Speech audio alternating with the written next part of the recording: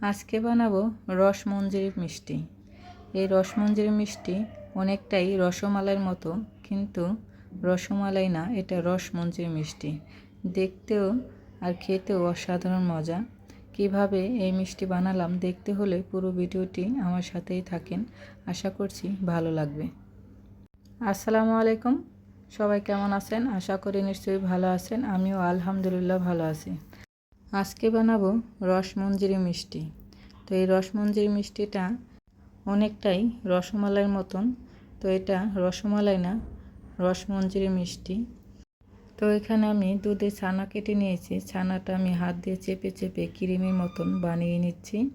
ক্রিমের মতন হয়ে গেলে তারপর হাফ চামচেরও কম আমি এখানে সুজি নিয়েছি আর 1 চামচ চিনি নিয়েছি। এই সুজি আর চিনি ছানা দিয়ে ভালো করে মিশিয়ে নিব। আর চিনিটা যতক্ষণ না গলবে ততক্ষণ হাত দিয়ে ভালো করে মেখে নিতে হবে। চিনিটা গলে গেছে, তো আমি এখানে মিষ্টি শেপ দিচ্ছি।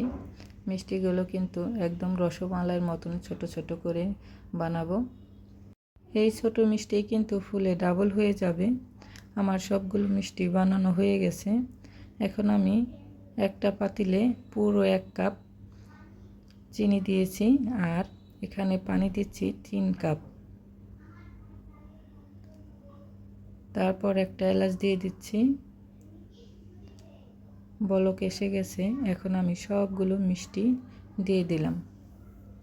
তারপর একটা ঢাকনা দিয়ে ঢেকে দেব। ছিদ্র জায়গায় আমি টিস্যু দিয়ে আটকে দিয়েছি। 10 মিনিট রান্না করব। 10 মিনিট হওয়ার আগেই দেখেন মিষ্টিগুলো ফুলে ডাবল হয়ে গেছে আর দেখতে কতটা সুন্দর লাগছে। মাশাআল্লাহ, সবগুলো মিষ্টি ফুলে গেছে। তো আমি একটু উল্টায় দিচ্ছি চারপাশে যেন সমানভাবে সেদ্ধটা হয়। আবার ঢাকনা দিয়ে ঢেকে দিয়েছি। তো দেখেন উপর দিয়ে কি সুন্দর ফেনা উঠে গেছে। আমি ঢাকনাটা উঠিয়ে আমি একটা মিষ্টি চেক করে দেখছি হয়েছে কি না। পানির মধ্যে দিয়েছি, মিষ্টিটা ডুবে গেছে, মানে আমার সবগুলো মিষ্টি হয়ে গেছে। আমি এক এক করে সবগুলো মিষ্টি উঠাই নিচ্ছি ছাঁকনিতে। এটা ছাঁকার কোনো দরকার না, উঠাই নিলেই হবে। তো এই শিরার মধ্যে আমি গুঁড়ো দুধ দিয়ে দিচ্ছি। এখানে লিকুইড দুধ দিয়েও বানাতে পারেন। তো শিরাটা মিষ্টি আছে, তার জন্য আমি গুঁড়া দুধ ওটার মধ্যে দিয়ে দিয়েছি। আর কোনো চিনি লাগবে না। আর এই পাশে আমি 1.5 চামচ কর্নফ্লাওয়ার দিয়ে অল্প একটু পানি দিয়ে গুলে এনেছি। তারপর দিয়ে দিলাম ঘন হওয়ার জন্য। এখানে আপনারা 2 কেজি দুধ চাল দিয়ে ঘন করেও নিতে পারেন।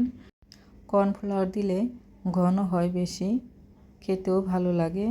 তো এই পাশে আমি ক্যারামেল বানিয়ে নিচ্ছি। 1 চামচ চিনি দিয়ে ভালো করে ক্যারামেলটা বানাবো। বেশি গাঢ় কালার করব না, তা না হলে কিন্তু তিতা লাগবে। হালকা করে ক্যারামেলটা বানিয়ে আমি দুধের মধ্যে দিয়ে দিলাম, মিশিয়ে নিচ্ছি। এখন আমি এক এক করে আবার সবগুলো মিষ্টি দিয়ে দেব। এই তো সবগুলো মিষ্টি দিয়ে দিলাম। এখন ঠান্ডা হতে থাক। 2 থেকে 3 ঘন্টা পরে আসতেছি। আমার ভিডিওটি যদি ভালো লাগে লাইক কমেন্ট করবেন, শেয়ার করবেন, আমার ইউটিউব চ্যানেলটা সাবস্ক্রাইব করবেন। আর ফেসবুক পেজটা যারা দেখতেছেন প্লিজ আমার ফেসবুক পেজটা সবাই ফলো দেবেন। আমার রেসিপিগুলো কেমন লাগে আপনাদের সুন্দর মতামত কমেন্টে জানাবেন। হয়ে গেল রসমঞ্জরি মিষ্টি। দেখতেও যেমন হয়েছে, খেতেও অসাধারণ মজা।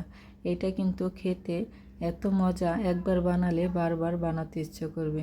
সত্যিই বলছি, খেতেও মজা, দেখতেও অনেক সুন্দর হয়েছে।